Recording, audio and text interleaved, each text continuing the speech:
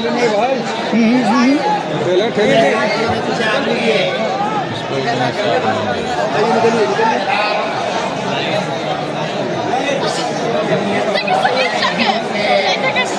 आवाज बढ़ाओ यार।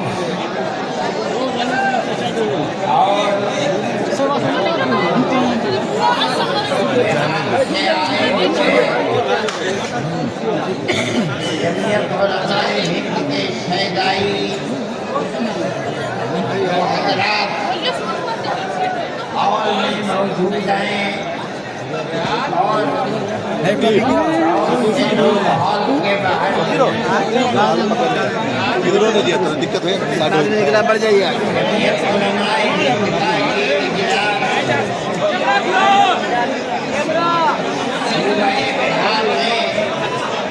बुलाया गया, देख लीजिए, हम स्टेज पर देख लीजिए।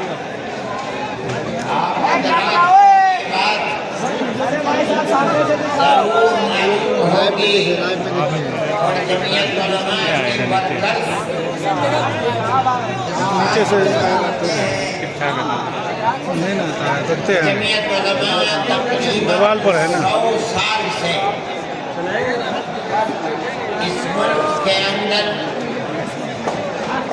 ऐसी प्यार और मोहब्बत के साथ कुर्बानियां देती चली आई है। इसके अंदर जात बिरादरी, मजहब, मालदारी और हर चीज से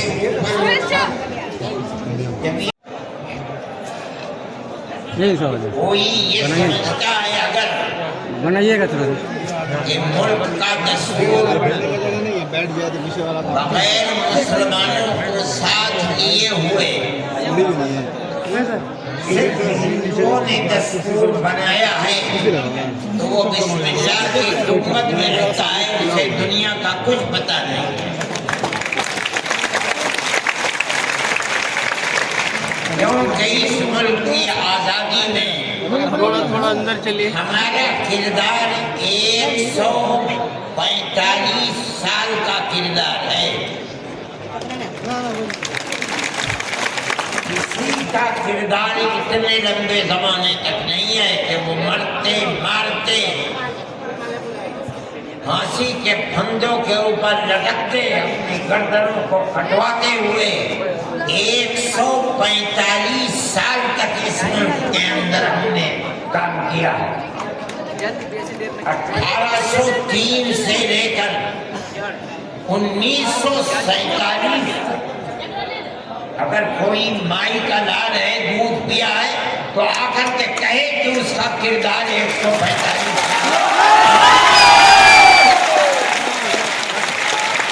उलमा कहती है, ये उलमा का किरदार है। ये किरदार प्यार और मोहब्बत के साथ था। गरीबान पकड़ कर ये किरदार नहीं था। एक दूसरे के दर्द में और सुख में हर चीज के अंदर था। ये हमारा किरदार था। हमने इस तरह से इस मुल्क को आजाद कराया। कोई नहीं था आजादी की आवाज उठाने वाला। 1803 से मुल्क के लिए कुर्बानी देने वाले 1857 के अंदर सिर्फ दिल्ली के अंदर 33,000 उलमा को कत्ल किया गया। संभल में, मुरादाबाद में, मेरठ में सैकड़ों उलमा को जिसके जिस्म के ऊपर लिबास आलिमों जैसा होता था उसको फांसी के तख्ते पर चढ़ा दिया जाता था। कोई नहीं था, कांग्रेस का वजूद भी नहीं था। कांग्रेस तो बनी है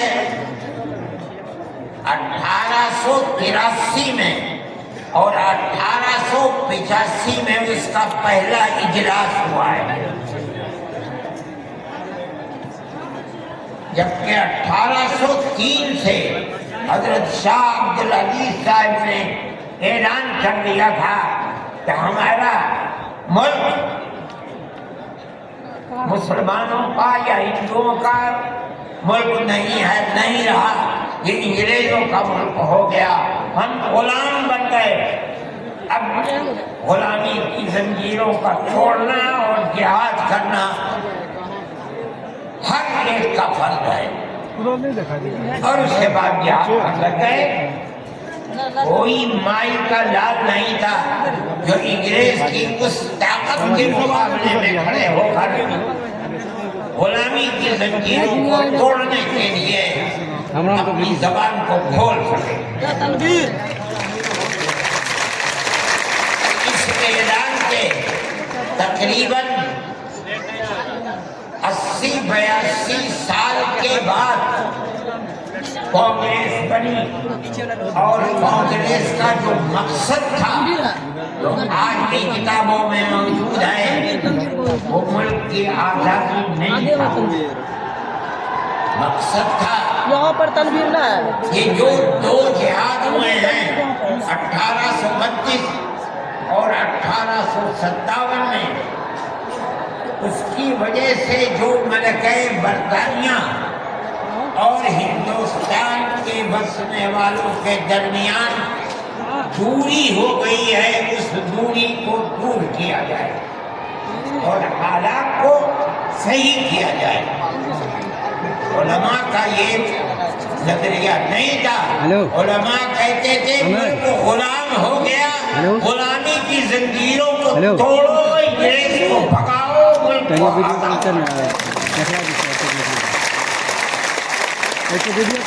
ये तो हालात थे जिसके अंदर मुसलमान दाखिल हुए कांग्रेस मौजूद है। एक शख्स ने हजरत नबवी रहमतुल्लाह अलैह जो हमारे बुजुर्ग हैं, दारुल उलूम को की बुनियाद रखने वाले हैं, 1857 के अंदर जेल में बंद हो गए थे। ये समझते थे कि कत्ल कर दिया जाएगा बगावत के इल्जाम में, लेकिन छूट गए।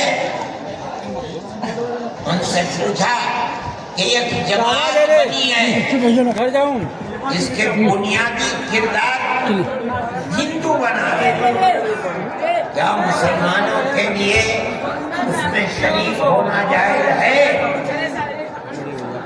हजरत ने फतवा दिया जिस तरह एक हिंदू और एक मुसलमान कारोबार और बिजनेस में शरीक हो सकता है, इसी तरह कांग्रेस के साथ मुसलमान शरीक हो सकता है, बशर्ते कि अपने दीन का नुकसान।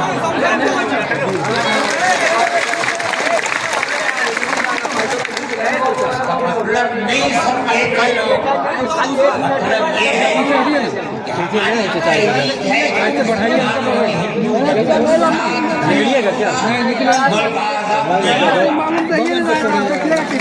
उसके अंदर घुसो और इतनी ताकत पैदा करो अपनी घुसकर कि कांग्रेस को मजबूर कर दो कि अपना नुक्ता नजर बदल कर मुल्क की आजादी के लिए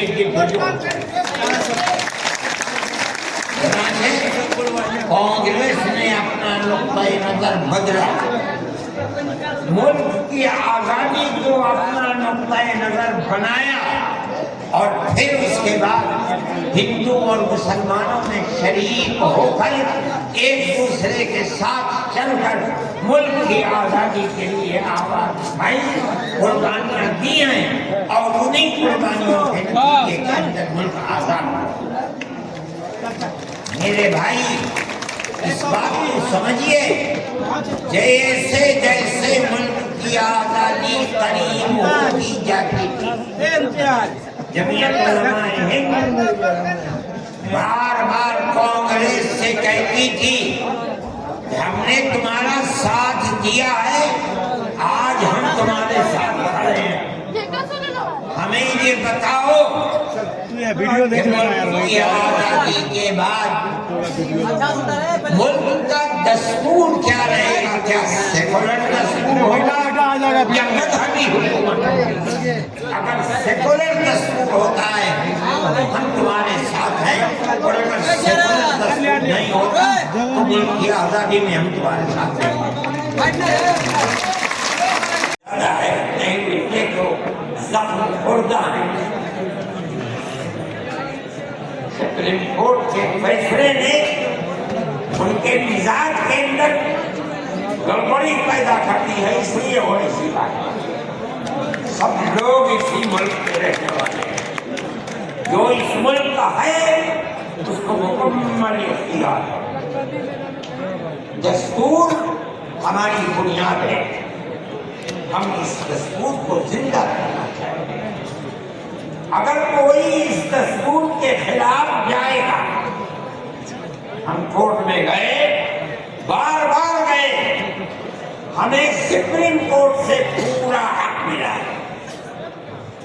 हम अल्लाह का शुक्र अदा करते हैं। हमें हक देने वाले मुसलमान नहीं हैं।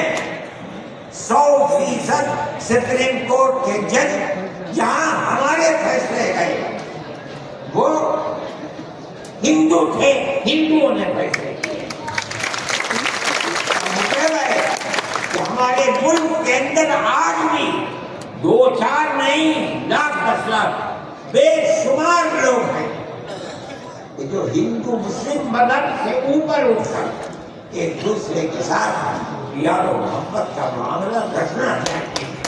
और जो ताकतें मुल्क के अंदर नफरत को पैदा कर रही हैं, मुल्क के अंदर बहुत बड़ा तबका है जो इस नफरत की सियासत को मुल्क की तबाही का सबब है। लेकिन की तहरीक है, हम इसीलिए आपके पास आए। हम वक्फ बिल को एक मजहबी मसला समझते हैं। आप इस बात को समझिए, लोग नहीं कहते, मैं तो सच बात कह देता हूं। आपके इस सूबे की हुकूमत वो बैसाखी है जिसके ऊपर मरकजी हुकूमत टिकी हुई। ये भी इसके अंदर शरीक है। वो कहते हैं कि हम मुसलमानों को कोई तकलीफ नहीं पहुंचने देंगे। मैंने जो बात कही है इसीलिए कि ये आवाज उन तक पहुंचे कि वक्फ को जिंदा रखना ये हमारा मजहबी खरीदा है, हमारा मजहब है। अगर आप उसकी तारीफ करेंगे तो मुसलमान खुद फैसला करे कि आपके मजहब को जिंदा रखना चाहती है या और जब ये बोला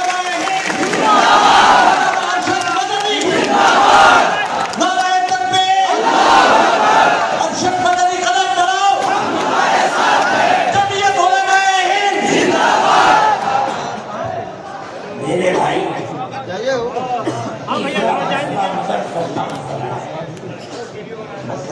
मदरसे 2 तरह के, एक वो मदरसे हैं जो गवर्नमेंट से इमदाद देते हैं, एक वो मदरसे हैं जो गवर्नमेंट से 1 पैसा भी नहीं देते। हम पहले से कहते थे, लोग बुलाते थे तो पैसा मत दो। ये हो नहीं सकता कि गवर्नमेंट दे और तुमसे लेना, नहीं हो सकता। आज से तकरीबन 15-20 साल पहले दिल्ली के अंदर एक मीटिंग बुलाई। बिहार के लोग इस वक्त गवर्नमेंट में ये भी थे और वो मदरसे वालों को हम पैसा देंगे। सबने मना कर दिया कि हम नहीं जाएंगे। मैंने ये सोचा कि मुझे जाना चाहिए, दिमाग से मैं चला गया वहां। उन्होंने मुझे स्टेज पर बुला लिया, अंदर बड़े बड़े मुसल्ला बैठे हुए थे, अर्जुन सिंह भी थे और दूसरे लोग थे। वहाँ अपने घर वालों ने देखी, मदरसों को बुला रहे, मैं खामोश बैठा रहा। उसके बाद मैं मुझको कहा कि आप मैंने कहा क्या आप नहीं जानते कि मदरसों का किरदार क्या है? मैं आपको 1857 के अंदर लोगों का कत्ले आम हो गया, तो अब मुल्क की आजादी के लिए जिहाद करने वाले मुजाहिदीन, जिन लोगों ने जिहाद किया था वो जेल में पकड़े गए। जब आम आजादी का ऐलान हुआ तो उलमा निकले और सर जोड़कर बैठे। 57 में जिहाद हुआ था, ठीक 9 साल के बाद 1866 में दारुल उलूम की बुनियाद रखी। क्यों?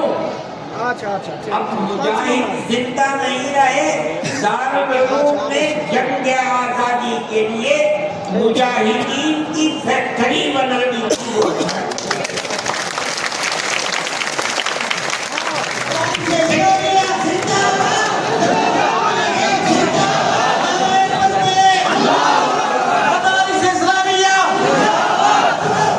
फैक्ट्री से बड़े बड़े हजारों मदरसे बन गए। जहां दुनिया में जाइए, न्यूयॉर्क में चले जाइए, वाशिंगटन में चले जाइए, लंदन में चले जाइए, साउथ अफ्रीका में चले जाइए, और एशिया के अंदर तो जिस मुल्क में कदम कर लो, यहीं के फारिग हैं या यहाँ के फारिग होने वाले के शागिर्द, जिन्होंने मदरसे बना रखे हैं। ये मदरसे दर हकीकत मुल्क की आज़ादी की जमानत है। मुल्क के अंदर हजरत शेखुद्दीन की यहीं के पैदा हुए, जिन्होंने 4 साल माल्टा में किए। मौलाना मदनी यहीं से पैदा हुए, जिन्होंने 9 साल अंग्रेज किए।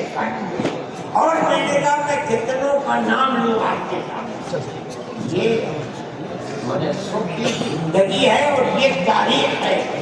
आप इस तारीख को बुझाना चाहते हैं? बिल्कुल नहीं। उन्होंने कहा हमने भी जाना। मैंने कहा कि ये हो नहीं सकता कि आप पैसा देंगे और फिर इनके निजाम तालीम और बैठ गया। सिद्दीकी साहब जिनको गवर्नमेंट ने बनाया था, स्कूलों को बैठे थे, वो भी सिस्टम आपको बुलाने वाले। उसके बाद एक और साहब खड़े हुए मेरे बाद, उन्होंने पहले मुझे कहा कि मुझे बड़ा अफसोस है कि आपने अरसद के बाद मुझे बुला लिया। उस मौके के बाद बुलाते उन्होंने जैसे उन्होंने कहा, मैंने उस पर यह कहा कि मेरे अंदर ये ताकत है, आप जो फरमाएंगे मैं उसे कबूल कर पाऊंगा, मैं कोई इसकी तरदीद नहीं करूँगा। वे आप फरमाइए।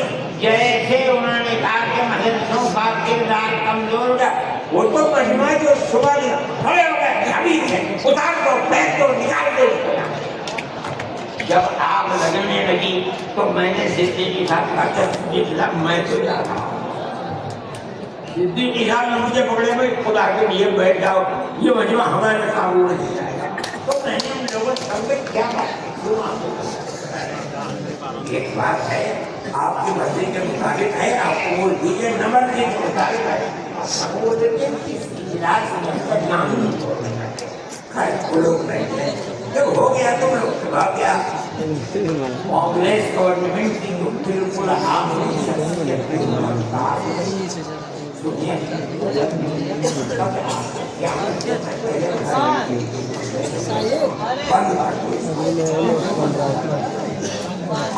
भी यही इन मदरसों के खिलाफ नहीं लेते थे, कोई नहीं बोलता था।